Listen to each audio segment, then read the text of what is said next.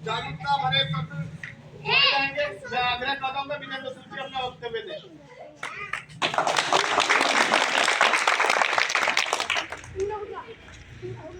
बच्चों हमसे हटो, जाओ बाहर खेलो।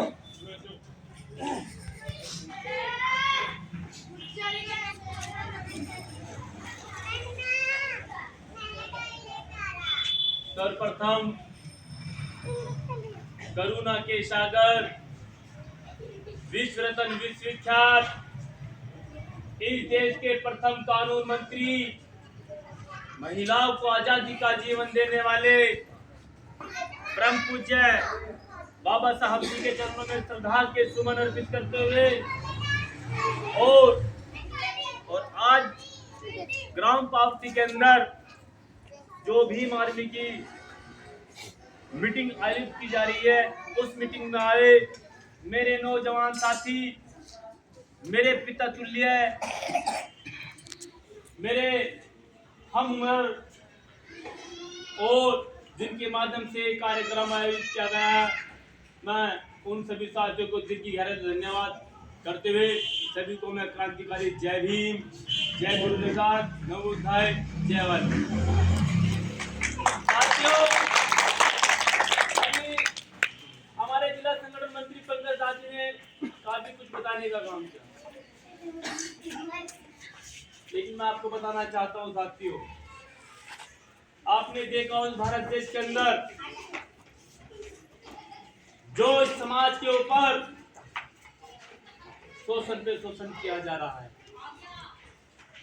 इस समाज को आर्थिक रूप से कमजोर किया जा रहा है, इस समाज पर बेहद अत्याचार किया जा रहा है। अगर उस अत्याचार के खिलाफ कोई आवाज उठा रहा है इस भारत देश के अंदर, तो भीम आर्मी के चीफ बड़े भाई चंद्रशेखर आजाद जी हैं।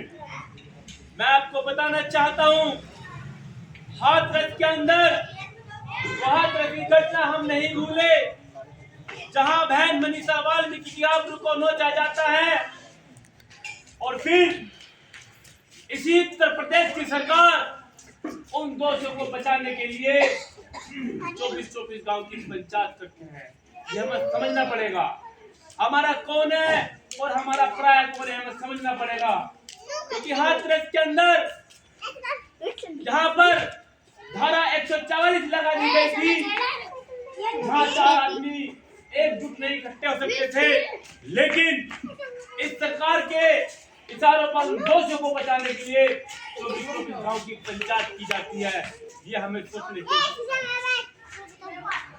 जब इस देश के अंदर हमारे ही, क्योंकि हर वर्ग की बेटी हमारी बेटी, जब दिल्ली के अंदर एक हमारी बहन के साथ रेप जैसी घटना घटित होती है, तो भारत की बेटी कहलाती है।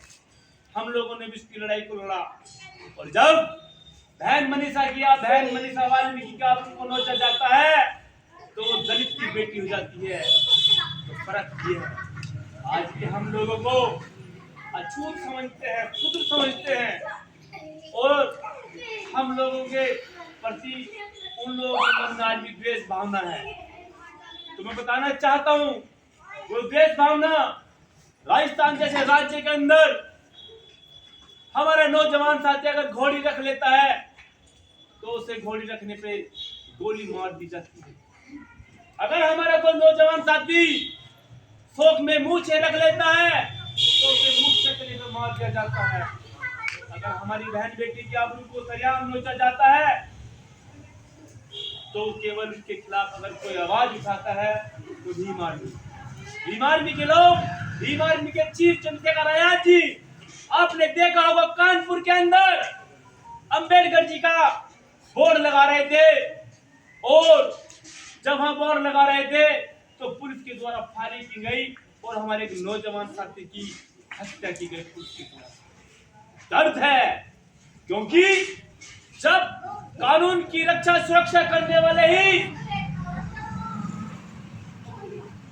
अत्याचारी बन जाए, तो फिर सरकारों से विश्वास उठ जाता है। वहां पर तमाम उन लोगों ने पार्टी को बुलाने का काम किया, लेकिन वे पार्टी हमारी वोट लेने का तो काम करती है, हमारा जब दुख हमारे ऊपर संकट आता है तो हमारे उस दुख और संकट में हमारे साथ नहीं खड़े होते हैं। चंद्रशेखर भाई को पता चला, वो नगीना पे दिन रात लगे हुए थे और लगे हुए हैं। जैसे उन्हें पता चला वो तुरंत कानपुर के लिए रवाना हो गए और पुलिस के द्वारा उन्हें रास्ते में रोका जाता है। उन्हें वहां नहीं जाने दिया जाता, लेकिन चंद्रशेखर आजाद जी कहते हैं कि भारत देश के अंदर ऐसी कोई ताकत नहीं बनी जो मुझे वहां अपने पीड़ित परिवार से मिलने से रोका जाए। उन्होंने कहा, चंद्रशेखर आजाद जी ने, जब हमारे समाज के लोग बाबा साहब के मान सम्मान में अपनी जान दे सकते हैं, अगर संविधान पे आ जाए तो इस देश के अंदर हम भूगोल बदल देंगे। चंद्रशेखर आजाद जी ने कहा था। आपको देखना होगा, आपको समझना होगा कि आपके हक अधिकारों की और आपके अत्याचारों के खिलाफ कौन आवाज उठा रहा है, हमें समझना पड़ेगा। क्योंकि इस देश के अंदर हमें आज शासन सत्ता से दूर कर दिया गया। एक बीजेपी का सांसद बोलता है कि अगर देश के अंदर हम 400 पार सांसद लेकर आएंगे, 400 के बाद हमारे लोकसभा जीत के सांसद आएंगे तो हम इस देश के अंदर संविधान को भी बदलने का काम करेंगे। उन्होंने खुद कहा और उनकी मंशा भी यही है कि जैसे ही हम बहुत बड़े टर्म में 400 के पार हमारी सीट आएंगी तो हम संविधान को खत्म करेंगे। इस देश के प्रधानमंत्री नरेंद्र मोदी जी ने लोकसभा में संसद में खड़े होकर